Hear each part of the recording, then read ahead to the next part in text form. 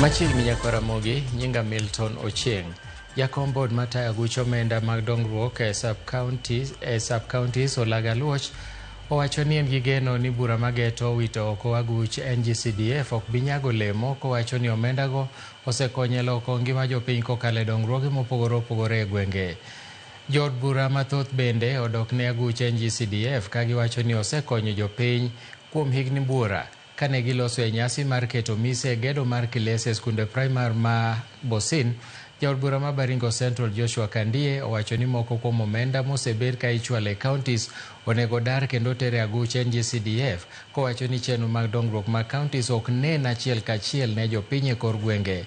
Jaod bura ma Baringo North Joseph Makilap nosiro lwedo paro makamano, kowacho ni jood bura ok bi yie ni mondo mi ogol agulu ne lwetgi. NG-CDF must stop operations June next year. Mlisikia hiyo? I want to tell you that judgment was not based on law, and I can tell you that as a lawyer. That judgment was greatly influenced by the Council of Governors. Kwa sababu Council of Governors wanaona kama wajumbe wanapatia hawa competition kwa sababu ya CDF. Kazi ya CDF inaonekana katika taifa ya Kenya, na hata wale machachi ya Supreme Court na wale ya Court of Appeal washaelewa sasa CDF kumbe sio sisi wabunge tuna manage, inamanagewa na board, inamanagewa na committee yetu ya NG-CDF. Sisi tunafanya oversight, sisi sio accountant, sisi sio watu ya kutumia hiyo pesa.